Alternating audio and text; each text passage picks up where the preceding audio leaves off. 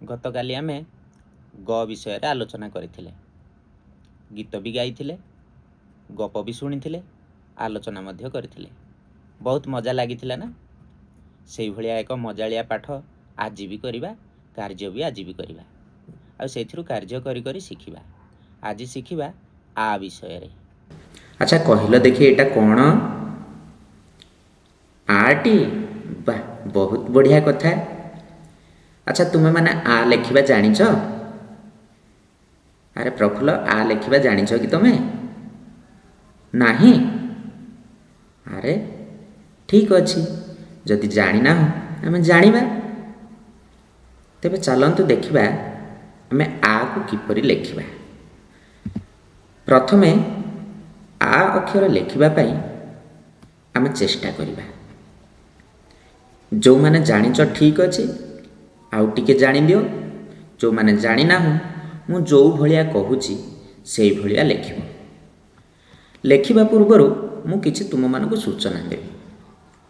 जेतेबेले लेखुच ओडिया अक्षर सेतेबेले लेखा गुड़िक साधारणतः बामरु डाहणकु एवं उपरु तळकु प्रक्रिया भावे लेखिबो। जेपरिकी एठी देखंतु आ लेखिबा पई आमे सर्वप्रथमे एई भली एक तीर चिह्नित अंश आड़कु आमे गोल बुलेबा, जाहाकु अध टोपी बोली मध्य तुमे कहि परिबो ना कोन? ठीक अछि, देखा जाउची तो पिला माने? बास बहुत बढ़िया कथा। पुणी द्वितीय चित्र रे थिला भली एही तीर चिन्ह भली आमे आ को लेखिबा। आर ये होची किछि गोटिए अधा अंश। पुणी गोटिए बाड़ीटिए देबा, पुणी आउ गोटिए बाड़ीटिए देबा।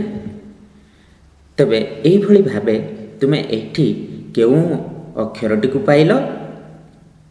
आ अक्षरटी को। बहुत बढ़िया कथा। अच्छा पिला माने जेतेबेले तुमे लेखुथिलो सेतेबेले ध्यान रखिथिबो जे ए जो तीर चिन्ह हाड़कु तुमे खड़ी रे हो किबा पेंसिल रे हो अक्षरटी को लेखिबा को चेष्टा करिछ। आ लेखिला बेले तुमे कोन करूछ ना बामरु डाहण आड़कु उपरु तळ आड़कु प्रक्रिया भावे लेखुछ। एही भली भावे तुमे जदि बारंबार अभ्यास करिवो तेबे आटी को लेखि पाइबो। अच्छा कहिलो कुन्नी, तुमे वर्तमान आ लेखा जानिलो तो? बहुत बढ़िया कथा। मु भी खुशी हेली जे तुमे माने आ लेखिबा जानिलो बोली। ए आ लेखा को केते मात्रा रे बुझिलो एवं लेखिबा शैली को केते मात्रा रे तुमे ग्रहण करिछ सेटा जानिबा पई मु तुम पई किछि काम एठी देबी।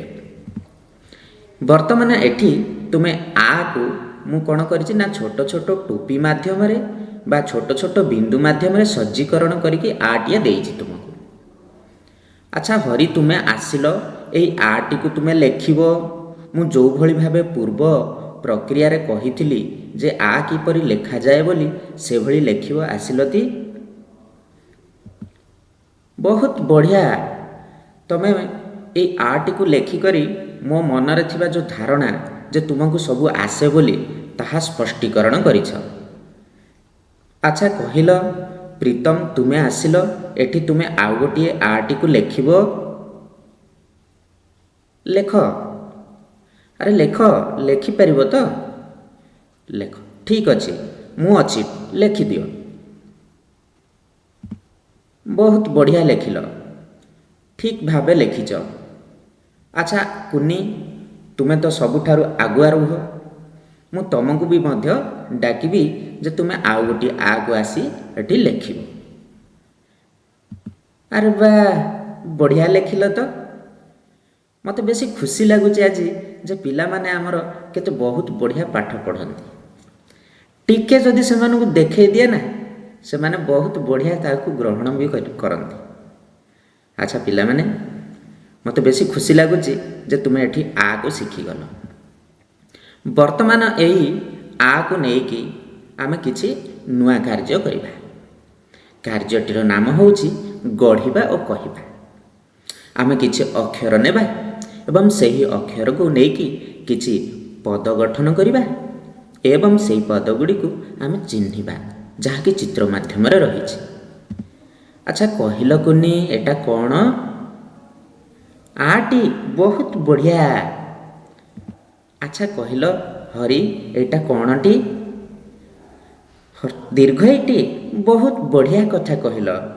ଆଚ୍ଛା ପ୍ରୀତମ ତୁମେ କହିଲ ଏ ଆ ଆଉ ଏ ଦୀର୍ଘଇକୁ ମିଶେଇ କରି ଆମେ ପଢ଼ିଲେ କ'ଣ ପଢ଼ିପାରିବା?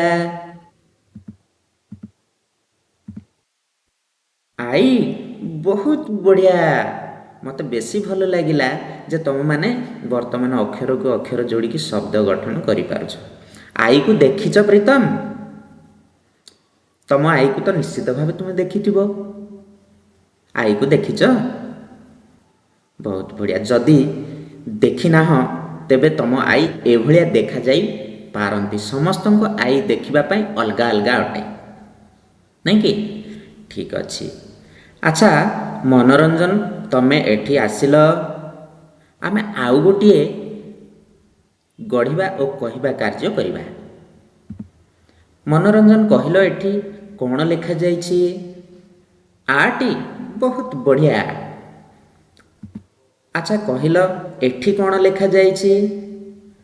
ତ ବହୁତ ବଢ଼ିଆ କହିଲ। ଆଚ୍ଛା କହିଲ ଏଇ ଆ ଆଉ ଏ ତକୁ ମିଶେଇ କରି ହେଉଥିବା ଶବ୍ଦଟି କ'ଣ? ଆତ। ବାଃ କେତେ ବହୁତ ବଢ଼ିଆ ତୁମେ ଉତ୍ତର ଦେଉଛ। ମୁଁ ଆଜି ବହୁତ ଖୁସି ଲାଗୁଛି ତମ ସହିତ ପାଠ ପଢ଼େଇକି। ଆଚ୍ଛା କହିଲ ଏଇ ଯେଉଁ ଆତ ତମେ କେବେ ଦେଖିଛ? ଆଚ୍ଛା ବହୁତ ବଢ଼ିଆ। ଆଚ୍ଛା ଆତ ଖାଇବା ପାଇଁ କିଭଳି ଲାଗେ? ପାଚିଲା ଆତ ଖାଇବା ପାଇଁ କିଭଳି ଲାଗେ? ମିଠା ଲାଗେ? ବାଃ। ଆଚ୍ଛା ତମ ବାଡ଼ି ପଟେ ଆତ ଅଛି? ନାହିଁ? ଆଚ୍ଛା ତମ ଗାଁରେ କେଉଁଠି ଆତ ଗଛ ଥିବାର ଦେଖିଛ କି? ବାଃ ବହୁତ ବଢ଼ିଆ। ହେଲେ ଅଛି, ଦେଖିଛ ନାଇଁ କି? ଠିକ୍ ଅଛି। ବର୍ତ୍ତମାନ ଏବେ ଦୁଇଟି ଅକ୍ଷରକୁ ନେଇକି ଆମେ ଗଢ଼ିବା ଓ କହିବା କାର୍ଯ୍ୟ କରିଲେ। ଆମେ ପୂର୍ବରୁ ଦୁଇଟି ଅକ୍ଷରକୁ ନେଇ ଶବ୍ଦ ଗଢ଼ିବା ଜାଣିଥିଲେ। ବର୍ତ୍ତମାନ ଏବେ କ'ଣ କରିବା ନା ତିନୋଟି ଲେଖାଏଁ ଅକ୍ଷରକୁ ନେଇକି ଆମେ ଶବ୍ଦ ଗଠନ କରିବା ଏବଂ ଶବ୍ଦ ସହିତ ଆମର ତା'ର ଚିତ୍ରଟିକୁ ଚିହ୍ନିବା। ଆଚ୍ଛା ପ୍ରୀତମ ଆସିଲ ତମେ କହିବ ଏଇଟା କେଉଁ ଅକ୍ଷରଟି? ଆ ଅକ୍ଷର। ବାଃ ବହୁତ ବଢ଼ିଆ। ଏଇଟା କେଉଁ ଅକ୍ଷର କହିଲ? ସ ଅକ୍ଷର। ଆଚ୍ଛା ଆଚ୍ଛା କେତୋଟି ସ ଅଛି? ତିନୋଟି। ବହୁତ ବଢ଼ିଆ। ଆଚ୍ଛା କହିଲ ଏଇଟା କେଉଁ ଅକ୍ଷରଟି? ନ। ଆଚ୍ଛା ବର୍ତ୍ତମାନ ମୋତେ କୁହ ଏ ତିନୋଟି ଅକ୍ଷର ମିଶିଲେ ଆମେ କେଉଁ ଶବ୍ଦଟି ପାଇବା? ଆସନ। ଆଚ୍ଛା ଆସନ ଦେଖିଛ? ଆଚ୍ଛା ଆଚ୍ଛା କହିଲ ଏଇ ଚିତ୍ରଟି କାହାର? ଆସନର। ଆଚ୍ଛା ମୋତେ କୁହ ଆସନର ରଙ୍ଗ କିପରି ହେଇଥିବ? ଆଚ୍ଛା ଏକ ପ୍ରକାର ରଙ୍ଗ ମିଳେ କି? ନାହିଁ। ଆଚ୍ଛା ହେଲେ ଆସନ ଆଚ୍ଛା ବିଭିନ୍ନ ପ୍ରକାର ରଙ୍ଗର ନାଇଁ କି? ବାଃ ହେଲେ ତମେ ଜାଣିଛ। ଆଚ୍ଛା ତମ ଘରେ ଆସନ ଥିବ? ଅଛି? ବହୁତ ବଢ଼ିଆ। ଆଚ୍ଛା ଆସନ କେଉଁଥିରୁ ତିଆରି ହେଇଥିବ? ଆଚ୍ଛା କନାରୁ ତିଆରି ହୁଏ। ଆଉ ହଁ ହଁ ହଁ ପୂର୍ବେ ଆମେ ଘାସ ତିଆରି ବି ଏକ ପ୍ରକାର ଘାସରୁ ତିଆରି ଆସନ ମଧ୍ୟ ବ୍ୟବହାର କରୁଥିଲେ। ବହୁତ ବଢ଼ିଆ। ହେଲେ ତମେ ସବୁ ଜାଣିଛ ନାଇଁ କି? ଆଚ୍ଛା ବର୍ତ୍ତମାନ ଏବେ ତରୁଣକୁ ଡାକିବା। ତରୁଣ ଆସିଲ। ଏଇଟା କେଉଁ ଅକ୍ଷର କହିବ? ହଁ ଭେରି ଗୁଡ୍। ଆଚ୍ଛା ଏଇଟେ ତୁମେ ତ ପୁଣି ମାତ୍ରା ତ ଜାଣିଥିଲ। ଏଇଟେ କେଉଁ ଅକ୍ଷର ଅଛି? ଚ। ଆଚ୍ଛା କେଉଁ ମାତ୍ରା ଦିଆଯାଇଛି? ଆକାର କ'ଣ ହେଲା? ଚା। Very good. ଏଇ ଅକ୍ଷରଟି କେଉଁ ଅକ୍ଷର? ର। ଆଚ୍ଛା ବହୁତ ବଢ଼ିଆ।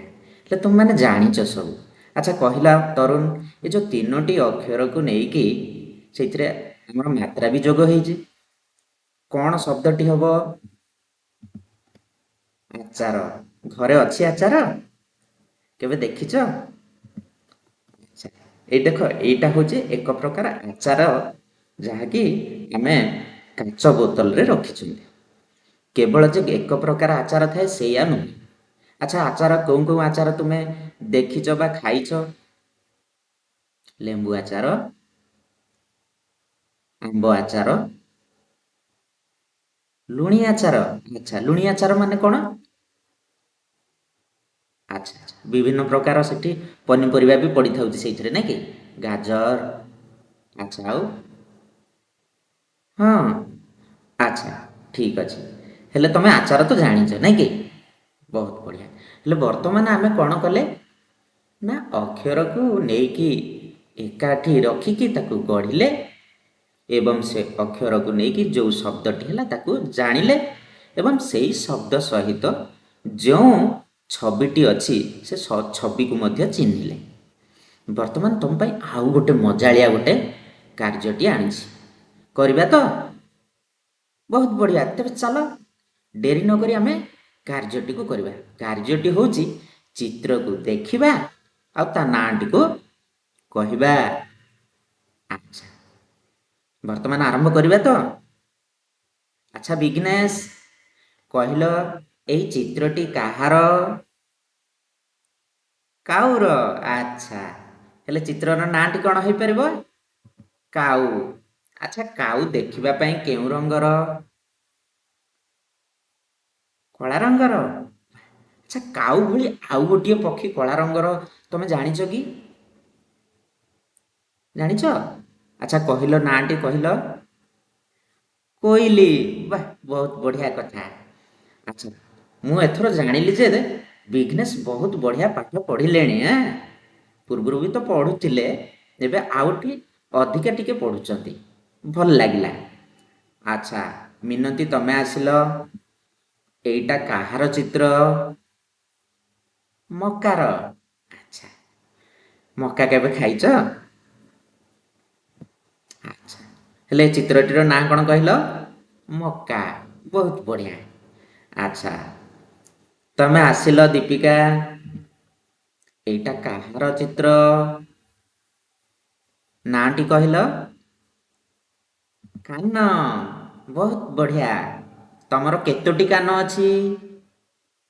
ଦୁଇଟି। ବହୁତ ବଢ଼ିଆ କଥା। ଆଚ୍ଛା, ହରିଶ, ତମେ ଆସିଲ। ଏଇଟା କାହାର ଚିତ୍ର? ପାରାର। ଆଚ୍ଛା, ହେଲେ ଚିତ୍ରରେ ନାଁଟି କ'ଣ କହିଦେଲ? ପାରା। ତମ ଘରେ କେବେ ପାରା ଥିବାର ଦେଖିଛ? ଦେଖିନାହଁ? ଆଚ୍ଛା, ପାରା କେଉଁଠି ରହେ? ଘରମାନଙ୍କରେ ରହେ। ଆଚ୍ଛା, ତମ ଘର ତ ନାହିଁ, ଆଉ ପାଖାପାଖି ସାହି ପଡ଼ିଶାରେ ଦେଖିଛ କି? ହୁଁ, ବହୁତ ବଢ଼ିଆ କଥା। ହେଲେ ଦେଖିଛ ନାଇଁ କି? ହେଲେ ପାରାମାନଙ୍କୁ ତୁମେ ଦେଖିଛ। ଆଚ୍ଛା, ବର୍ତ୍ତମାନ ଚିତ୍ର ଦେଖିକି ଆମେ ନାଁ କହିଲେ ସବୁ ପିଲାମାନେ ଦେଖୁଛ ତ?